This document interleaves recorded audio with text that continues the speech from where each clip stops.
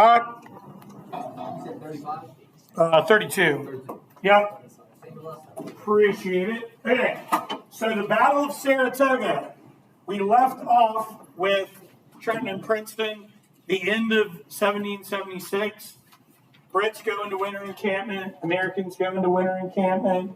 Coming out of winter encampment, Burgoyne, remember, sets out from Quebec.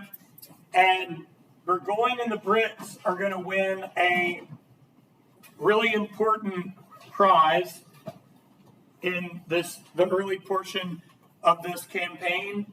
They are going to retake control of Fort Ticonderoga early in 1777. In fact, this gives them way too much confidence. They're like, yeah, this war's won. All we have to do is head down through the Champlain Valley, go to Albany, meet up with our armies, and we'll control the Hudson, and this war is going to be done, severing New England from everyone else. But remember, Gentleman Johnny Burgoyne, he has about 8,000 soldiers, a massive baggage train filled with cases of champagne and fine dining ware and tables. It's a little ridiculous. Officers' wives, children, servants, Native American scouts. Notably, what tribe gets pulled in now, since they're in upstate New York? The tribe gets pulled into the war and divided by it. The Iroquois, very good. Iroquois get pulled into this war. But what Burgoyne does not realize is that all around him, patriot militia are mounting up. He thinks that there's this massive loyalist contingent throughout the Champlain Valley and the Ohio River Valley, the Hudson River Valley. But in reality, there are a lot more patriots than there are loyalists. And also hitting their flanks are numerous groups of sharpshooters led by Daniel Morgan. We also have another issue here for the British to contend with. The local militia know what? And he doesn't. They know the land. So they're going to burn bridges, cut down trees to block roads. They're going to flood dams to wash out roads. They're also going to go, good job earlier, with some very unconventional techniques, like using their sharpshooters to pick off officers and Native American scouts. Also, Burgoyne is not that great of a commander. So he makes some really weird decisions, like in one situation, he takes a detachment of Hessians to go out and get a group of, a bunch of horses. And he goes, hey, when you guys get there, there'll be a bunch of Americans. Don't worry, they're loyal, so they're not going to give you any problems. Just get the horses and bring them back. Well, none of those Germans spoke what? English. So they go on this mission, and they're like, hey, how's it going? And they just get mowed down. So there are just a lot of huge mistakes. Simultaneously, crew, remember we talked about this last class, he is to go south. Barry St. Ledger, the British colonel, is supposed to come from the west, and General William Howe is supposed to come from New York. Well, Howe has an ego problem, like a lot of commanders did. And Howe decides that he's got to take out Washington. So, rather than marching his army north up the Hudson, he decides to take his army to Philadelphia and to battle Washington outside of Philadelphia. Now, Washington's army will lose the Battle of Brandywine and the Battle of Germantown, but this thing gets dragged out, and General Howe, rather than going north, actually just hunkers down and stays in Pennsylvania and takes occupation of Philadelphia. Now, in Howe's mind, Philadelphia is what in America? It's what? Well, they already have New York.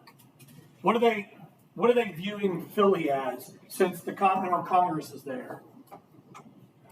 Their capital. Very good. There is no capital. So the Second Continental Congress do what they did before. They just pack up and leave. This time they go to York, Pennsylvania instead of Baltimore to conduct their business. And now Hal is like hunkered down in Philly. This will also lead to a really disastrous winter for Washington. Are y'all familiar with Valley Forge outside of Philly, where Washington's soldiers encamped for the winter of 1777, 1778? They were dying of disease and starvation and exposure, but some good comes out of Valley Forge, like von Steuben puts forth professional training. They also inoculate for what? Smallpox. Good. So Washington's army heading into the spring of 1778 is a more formidable fighting force. Okay, so now Burgoyne has no support from the South, and he's absolutely furious.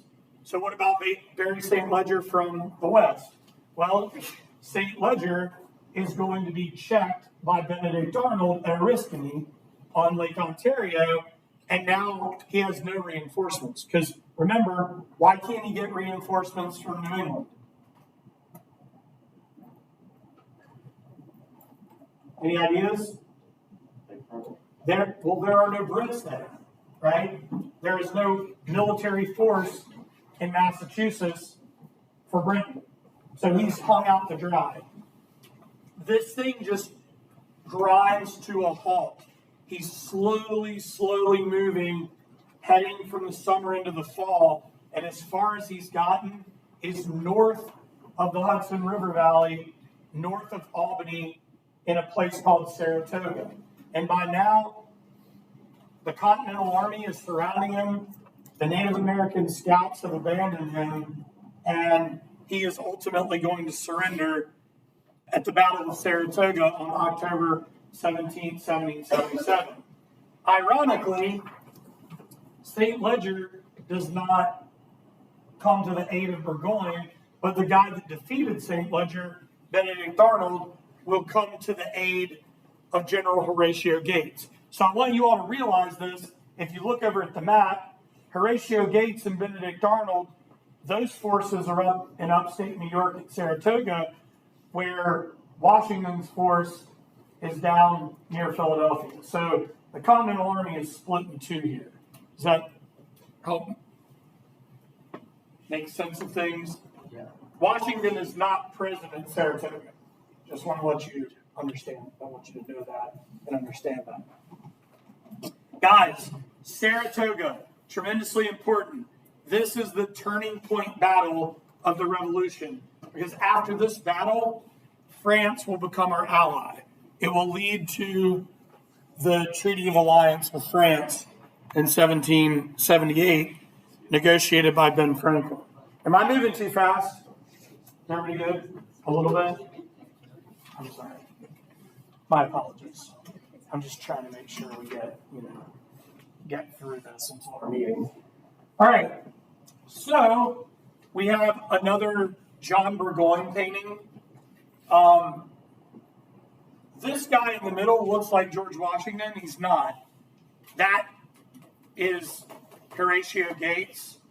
But the real heroes of the Battle of Saratoga are Morgan, who led the sharpshooters, and Benedict Arnold. In fact, there is only one statue in America in honor of Benedict Arnold, and it is a boot, a single boot in Saratoga without a name, because Benedict Arnold fought with such valor and really just kind of like defied all orders and just did his own thing and turned the tide of the battle. This is a big reason why they called Horatio Gates Granny Gates. All right?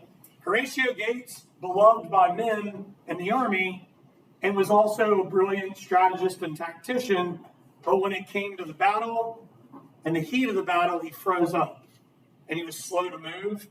So that's when they gave him the nickname Granny Gates. Benedict Arnold, not so much.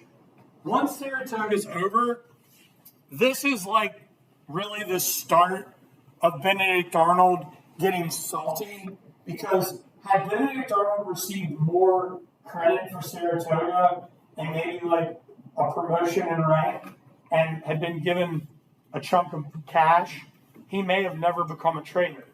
But that's how all this starts to happen as we move into 1780. Yeah.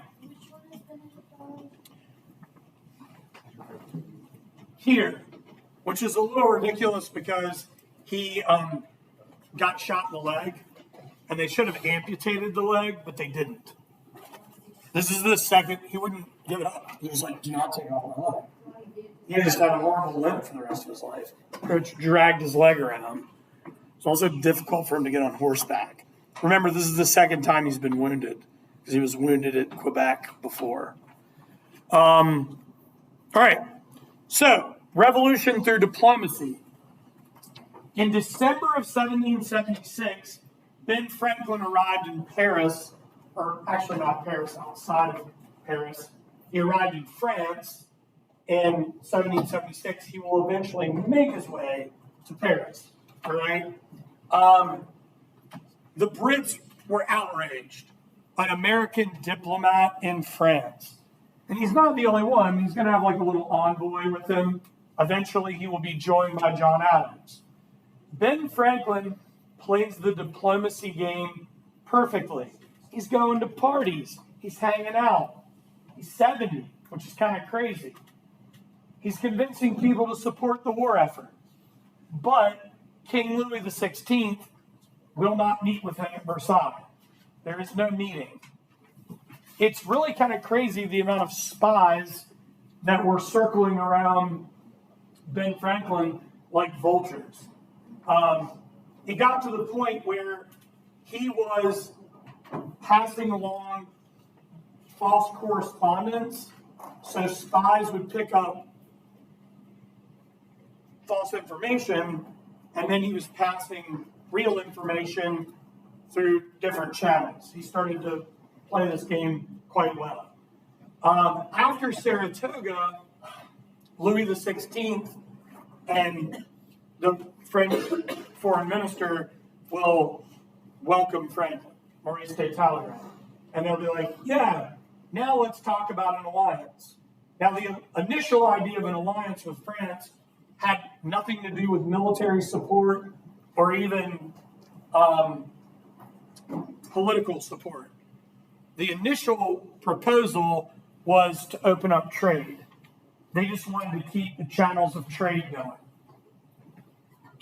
Also, after Saratoga, Britain sends a proclamation to America saying, you will get everything you want except independence. France is kind of stuck between like a rock and a hard place at this period of time, because they're really worried about their sugar islands like St. Martinique and Haiti in the Caribbean. They don't want to lose that sugar. So this is kind of a weird dynamic, because this is a reason they tried to stay out of the war initially, and now this actually is a reason that lures them into the war, because they're thinking, well, if we don't join the war, maybe England tries to seize our islands for fast cash. But if we do join the war, maybe they wage war against us, sort of a, damned if you do, damned if you don't situation. So they decide to go into combat, and it's a full alliance. It's military, it's political, it's financial. And the biggest part of this alliance is gaining control of what French force in this alliance? The French what? What do the colonists need badly? A navy. Very good. Guys, this war is not won without the French Navy. Bottom line.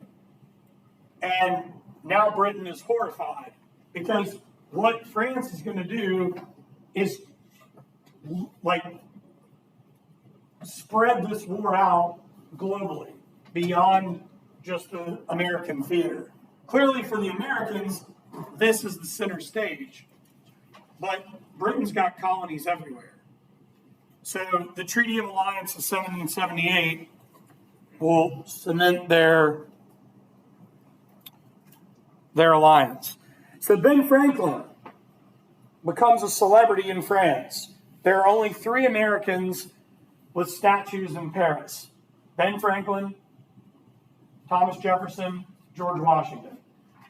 Franklin, rather than wearing like silk or crushed velvet, he just wears wool suits with a coonskin cap and no wig. He wants to look like a what? Pioneer. Very good. A Yankee. He wants to look like a frontiersman. He is the master of propaganda, right? That's what he's going for. He's attending all these parties. John Adams was not a fan of this. John Adams didn't like the French. He didn't speak French. He didn't like the culture. It was just not his scene. So eventually, they're going to move Adams out of France, and he becomes the American diplomat to another country that gets involved, which I'll mention here in a minute. All right, questions up to this point? We're doing well time-wise. Was that too quick? Is that okay? All right, cool. So now the colonial war becomes a wider war. And the next year, 1779, Spain and Holland become allies to the Americans. But this alliance has strings attached. They are not willing to send what to the war effort? Soldiers. No soldiers, no navy. They're willing to send money and supplies.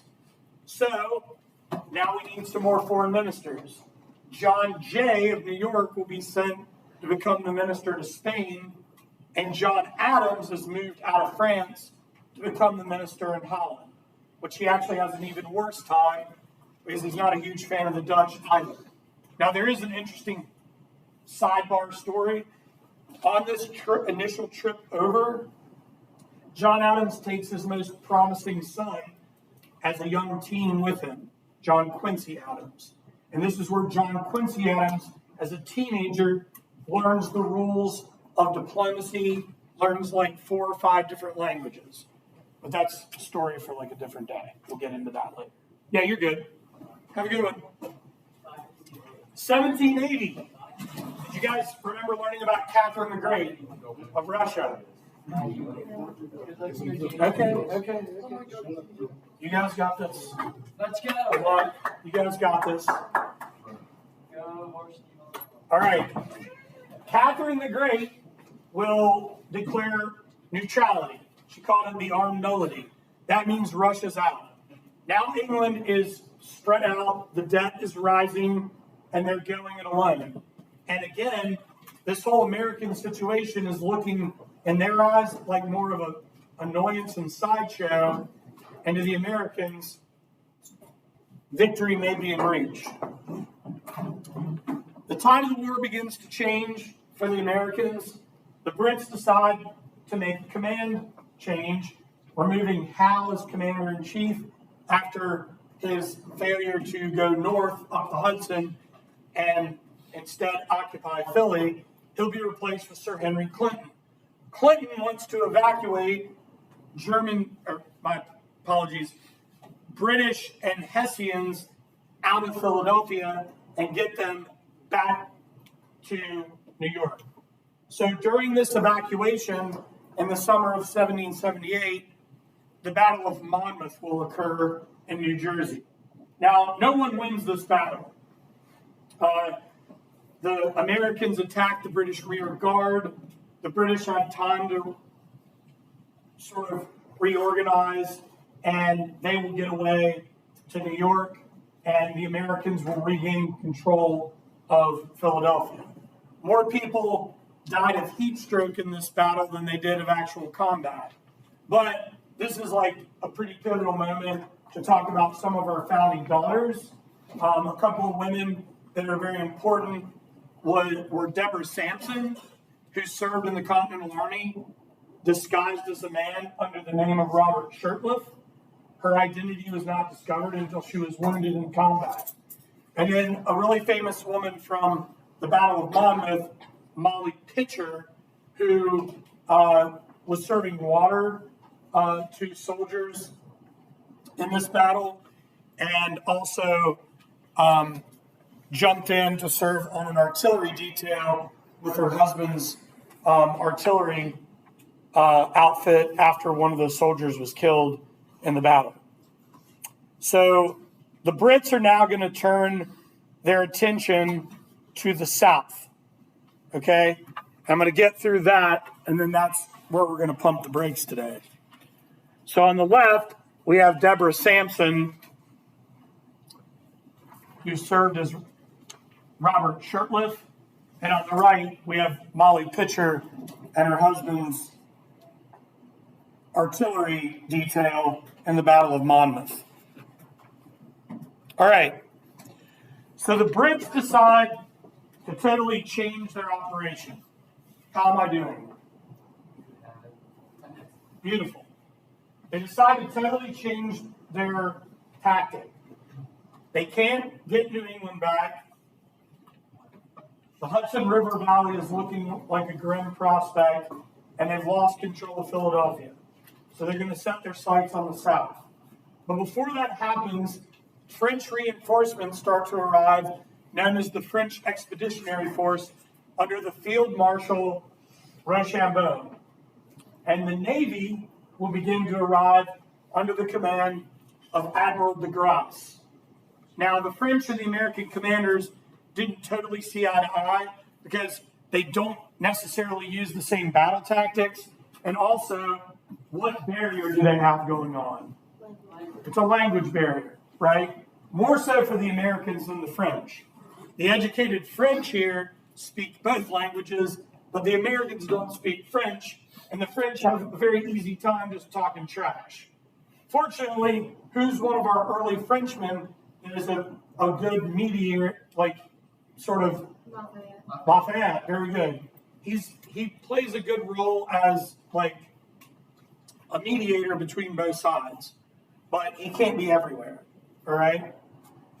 Also, Benedict Arnold, in a very bizarre situation, is convinced by a British spy by the name of John Andre to turn coat and help the British gain access and control of the fort at West Point on the Hudson River in September of 1780. Now, what makes this weird and awkward is that John Andre has before and is probably currently still having an affair with Benedict Arnold's wife, Peggy Shippen. Very scandalous. Well, Benedict Arnold, lured by greed and jealousy and ego and narcissism, decides to try to hand the fort over. But the plan is figured out by the Continental Army. Benedict Arnold gets away. John Andre does not. Andre will be executed for espionage. This creates quite a bit of tension among the British. Benedict Arnold gets his promotion, gets his money, is very much hated in Virginia because he launches attacks on Richmond. But in the end, Benedict Arnold's kind of like a man without a country. He was never really trusted by the British. He was never, ever again trusted by the Americans. Had Benedict Arnold stuck it out, he would have gone down as one of the greatest American military heroes in history. Cautionary tale. So, the Southern Campaign.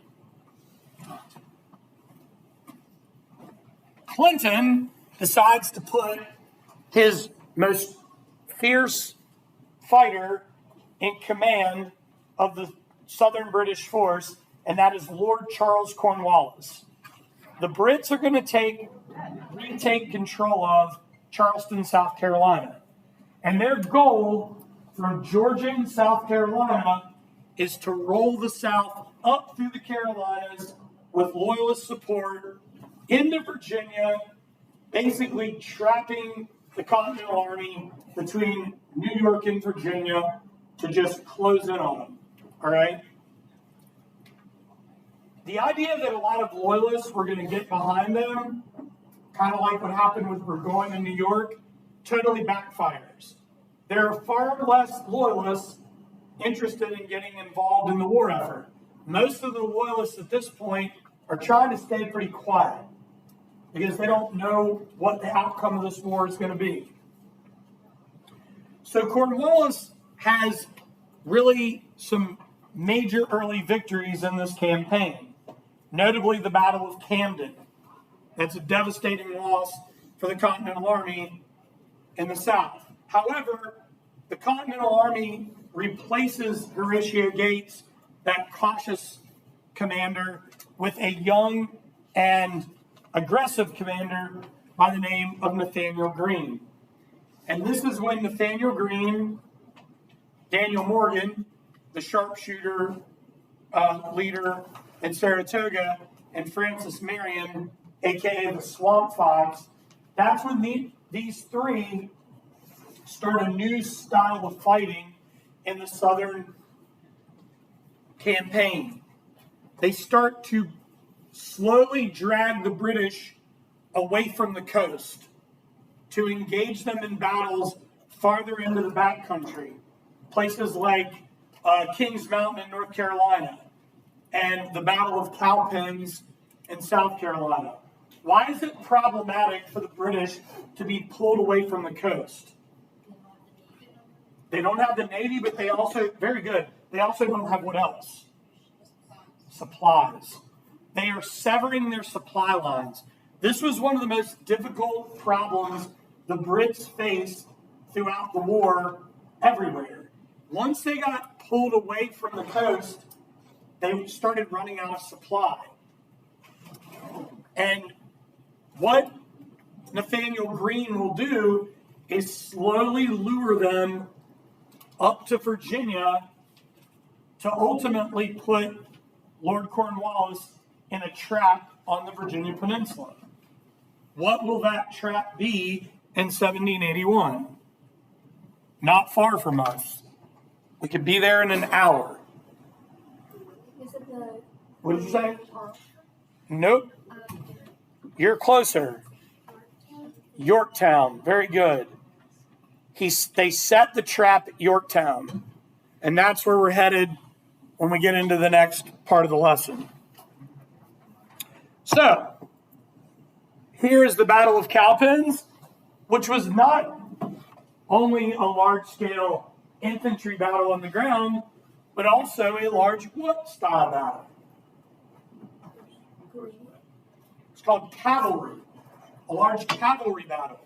We often called cavalry units during the Revolutionary War dragoons. So if you're ever out and about in Virginia and you see a historical marker and it says the such and such Virginia Dragoons, that's in reference to a cavalry unit. All right. Is everybody good?